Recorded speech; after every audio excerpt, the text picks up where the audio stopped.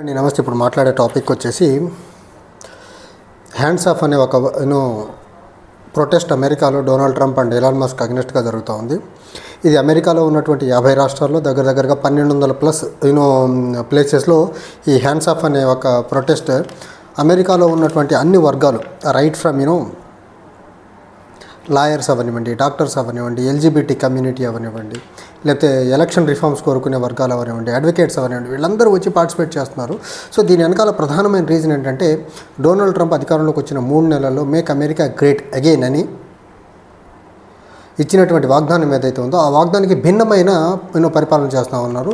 ఇద్దరు వ్యాపారవేత్తలు, Elon Musk as well as Donald Trump, ఇద్దరు కలిసి అమెరికన్ యొక్క ప్రజల్ని దోచుకుంటున్నారు అనే ఒక నిర్ణయానికి వచ్చినటువంటి అమెరికన్ ప్రజలు 3 నెలలే, అధికారంలోకి వచ్చిన 3 నెలలకే వాళ్ళ నిజ స్వరూపాన్ని గ్రహించి Elon Musk as well as Donald ట్రంప్ది చాలా పెద్ద మొత్తంలో ప్రొటెస్ట్ చేస్తున్నారు.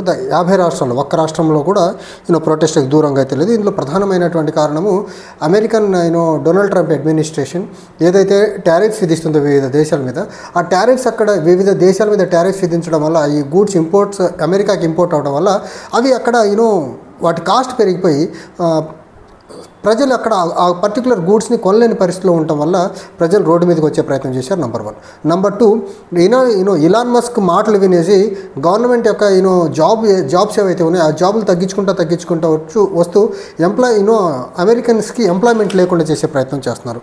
తర్వాత ఇంకోటి, హెల్త్ పాలసీస్, సోషల్ సెక్యూరిటీ పాలసీస్లో డ్రాస్టిక్ కటింగ్ చేసుకుంటూ అమెరికన్ ప్రజల్ని ఇబ్బంది పెట్టుకుంటూ వస్తూ అమెరికన్ ప్రజలకు ఇచ్చినట్టు వాగ్దానాలు ఏవైతే ఉంటాయి, make America great again, so దానికి భిన్నమైన పాలన సాగిస్తున్నారంటే వితిన్ 3 నెలల్లోనే డొనాల్డ్ ట్రంప్ మీద ఇంత వ్యతిరేకత వచ్చిందంటే మన భారతదేశంలో ప్రజలు ఎంత దారుణంగా ఉన్నారో చూడండి.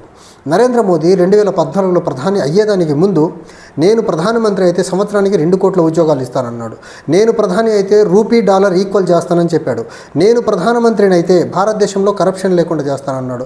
నేను ప్రధానమంత్రిని అయితే విదేశాల్లో దాచిపెట్టినటువంటి భారతీయ నల్లధనాన్ని మొత్తాన్ని ఇండియాకి తీసుకొచ్చి జెన్యూన్ ట్యాక్స్ పేయర్స్కి ఒక 10-15% పంచుతాను, అవసరమైతే ప్రతి సామాన్య పేద ప్రజలకి నల్లధనాన్ని పెంచే ప్రయత్నం చేస్తానని చెప్పినటువంటి నరేంద్ర మోదీ అప్రతిహతంగా 3 ఎన్నికల్లో అబద్ధాలు చెప్పుకుంటూ ఎన్నిక తర్వాత ఎన్నిక గెలుచుకుంటూ వస్తున్నాడు. కానీ ఏ ఎన్నికలో కూడా ఆయన ఇచ్చినటువంటి ఒక్క హామీ కూడా ఇంప్లిమెంట్ చేయకుండా పాలన సాగిస్తున్నాడంటే భారతదేశ ప్రజలకి అమెరికన్ ప్రజలకి జస్ట్ డిఫరెన్స్ చూడండి. అక్కడ ప్రెసిడెంట్ అభ్యర్థిగా పోటీ చేసి ఇచ్చిన వాగ్దానాలు నెరవేర్చకుండా దానికి భిన్నమైన పాలన సాగిస్తూ ఉంటే ఉన్నటువంటి 50 రాష్ట్రాల్లో ప్రజలు రోడ్ల మీదకి వచ్చి ధర్నాలు చేసే పరిస్థితి. సివిల్ సొసైటీ అక్కడ అమెరికన్ ప్రెసిడెంట్ని దిగిపోవాలి. అక్కడ 3-4 ప్లేసులు అక్కడ జరుగుతున్నటువంటి అట్లాంటాలో అమెరికన్ ప్రెసిడెంట్ని ఇంపీచ్ చేయాలని ఒక నినాదం గట్టిగా వినిపిస్తుంది. అదే అట్లాంటాలో ఇలాన్ మస్క్ని డిపోర్ట్ చేయండి, ఆఫీస్ నుంచి దింపేయండి అనే నినాదం గట్టిగా వినిపిస్తుంది. తర్వాత బోస్టన్ లాంటి దేశాల్లో హ్యాండ్స్ ఆఫ్ అవర్ డెమోక్రసీ అని చెప్పే ప్రయత్నం ఒక నినాదంతో జరుగుతూ ఉంది. తర్వాత అదే బోస్టన్లో hands off our social security అనే నినాదంతో పెద్ద మొత్తంలో అక్కడ ప్రొటెస్టులు జరుగుతూ ఉన్నాయి. కానీ ఇండియాలో ఎలాంటి ప్రొటెస్టులు జరుగుతూ ఉన్నాయి? నరేంద్ర మోదీ ఇస్తానన్నటువంటి హామీలు ఇంప్లిమెంట్ చేస్తానన్నటువంటి హామీలు ఇంప్లిమెంట్ చేయకపోగా దేశంలో ఉన్న జనాభా మొత్తాన్ని డిమానిటైజేషన్ చేసి రోడ్ల మీద నించోబెస్తే ఏ ఒక్కడన్నా భారతదేశంలో మోడీ తీసుకున్న నిర్ణయానికి అగ్నిస్ట్ మాట్లాడే ప్రయత్నం చేశారా? సరే, ఆ టైంలో డిమానిటైజేషన్ చేసినప్పుడు దేశానికి ఏదో మంచి జరుగుతున్నారు. ఈ రోజుకి మంచి జరగకపోగా ఆ పర్టికులర్ మూవ్ వల్ల అన్ఎంప్లాయ్మెంట్ అమాంతంగా పెరిగింది. అన్ఆర్గనైజ్డ్ సెక్టర్ చాలా బలంగా దెబ్బతినేసింది. రూరల్ ఎకానమీ చాలా బలంగా దెబ్బతినేసింది. ఈరోజు మెజారిటీ గ్రామీణ ప్రాంతాల్లో ప్రజల దగ్గర, సామాన్య మానవుల దగ్గర, మిడిల్ క్లాస్ దగ్గర మనీ సర్క్యులేషన్ తగ్గిందానికి దానికి one of the reason demonetisation. దాని మీద ఈ రోజుకి భారతదేశంలో ప్రజలు రోడ్లెక్కి ప్రొటెస్ట్ చేసే పరిస్థితిలో ఉన్నారంటే లేని పరిస్థితి. తర్వాత జిఎస్టీ తీసుకొచ్చి నేను పన్నుల భారం తగ్గిస్తానని చెప్పేసి పన్నుల భారం పెంచేశారు. ఇప్పుడు అమెరికాలో విదేశాల మీద డొనాల్డ్ ట్రంప్ విదేశీ ఇంపోర్ట్స్ మీద విధిస్తున్నటువంటి టారిఫ్స్ వల్ల అక్కడ లోకల్గా కొనుగోలుదారులకు ఇబ్బంది కలుగుతూ ఉందనేసి కొనుగోలుదారులందరూ రోడ్డు మీదకి వచ్చేసారు. కానీ జిఎస్టీ వల్ల ఇండియాలో గూడ్స్ మీద, సర్వీసెస్ మీద ట్యాక్స్ తగ్గిస్తానని చెప్పినటువంటి నరేంద్ర మోదీ ట్యాక్సులు పెంచుకుంటూ వచ్చేసాడు జిఎస్టీ తర్వాత. దాని మీద భారతదేశంలో ప్రజలు ఏమాత్రం కనీసం మాట్లాడే పరిస్థితి కనిపిస్తూ ఉందా? లేదు.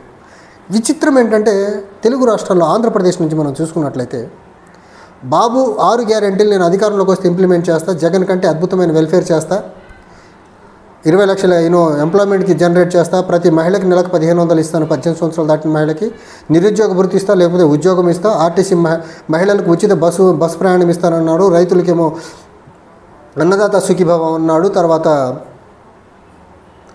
స్కూల్ గోయింగ్ పిల్లలకేమో తల్లికి వందనం అన్నాడు. ఆ గ్యారంటీలు ఏమైనా ఇంప్లిమెంటేషన్ చేసే పరిస్థితి కనిపిస్తూ ఉందా? ఇంప్లిమెంట్ చేయనప్పుడు భారతదేశంలో ఆంధ్రప్రదేశ్ రాష్ట్రంలో ప్రజలు ఏమాత్రం రూలింగ్ పక్షాన్ని క్వశ్చన్ చేసే దాఖలాలు ఏమైనా కనిపిస్తున్నాయా?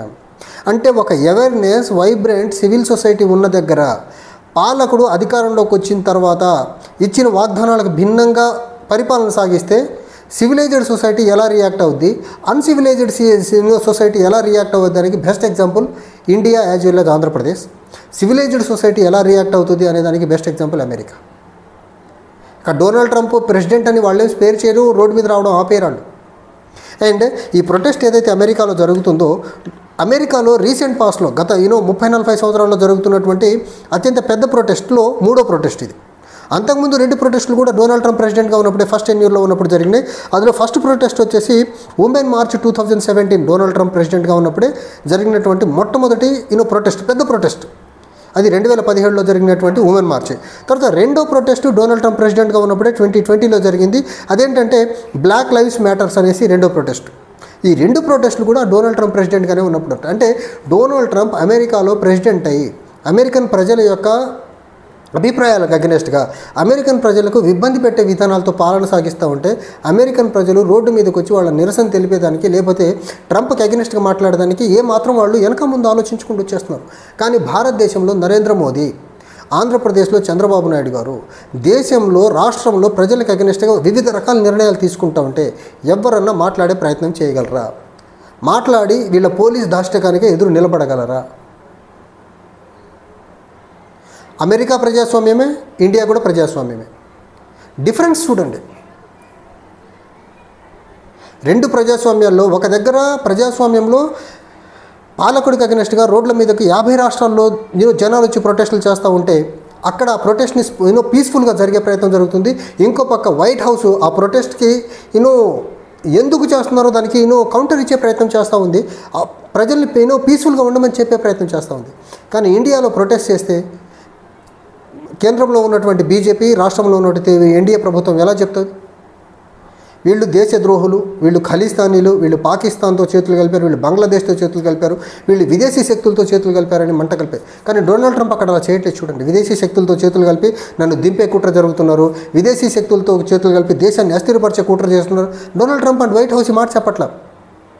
ఒక మెచ్యూర్డ్ డెమోక్రసీకి, ఒక వైబ్రెంట్ డెమోక్రసీకి, ఒక సివిలైజ్డ్ డెమోక్రసీకి, అన్సివిలైజ్డ్ డెమోక్రసీకి డిఫరెన్స్ చెప్తున్నాను నేను. నరేంద్ర మోదీ అప్రతిహతంగా అబద్ధాలు చెప్పుకుంటూ పాలన సాగిస్తూ ఉన్నాడు 11 సంవత్సరాలుగా. చంద్రబాబు నాయుడు గారు గత 9 నెలల్లో ఆయన ఇచ్చినటువంటి హామీ, ఎలక్షన్ హామీల్లో ఒక్క హామీ ఇంప్లిమెంట్ చేశాడు. అది కూడా 6గా మహిళలకు ఉచిత గ్యాస్ సిలిండర్, పెన్షన్ పెంచడం, 2 చేశాడు, మిగిలినది ఏది చేయలే. కానీ ఆంధ్రప్రదేశ్లో ప్రజలు చంద్రబాబు నాయుడు గారిని ప్రశ్నించే నేపథ్యం ఏమైనా కనిపిస్తూ ఉందా? పోనీ నరేంద్ర మోదీ గారు గత 15 సంవత్సరాల్లో అబద్ధపు మాటలు ఏవేవి చెప్పి గెలిచాడో వాటికి అగెనెస్ట్గా దేశంలో ప్రజలు నరేంద్ర మోదీ గారిని ప్రశ్నించే స్థాయిలో ఉన్నారా అంటే లేరు. అమెరికన్ సమాజానికి, భారతీయ సమాజానికి క్లియర్ కట్ డిఫరెన్స్. అక్కడ 3 నెలల్లోనే డొనాల్డ్ ట్రంప్ని ఉపేక్షించట్లా. ఇలాన్ మస్క్ ఇస్తున్నటువంటి చెత్త సలహాల్ని ప్రజలు అక్కడ యాక్సెప్ట్ చేసే పరిస్థితులు లేరు. కానీ ఇండియాలో నరేంద్ర మోదీకి ఎవరు సలహాలు ఇచ్చినా, నరేంద్ర మోదీ ఎలాంటి డెసిషన్స్ తీసుకున్నా, రాష్ట్రంలో చంద్రబాబు నాయుడు గారు ఎలాంటి డెసిషన్స్ తీసుకున్నా, ఆయన ఎలాంటి సలహాలు తీసుకొని పాలన చేసినా అడిగే నాదుడు లేడు. మనది ప్రజాస్వామ్యమా లేకపోతే రాచరికమా ప్రజలే తేల్చుకోవాలి. Thank you.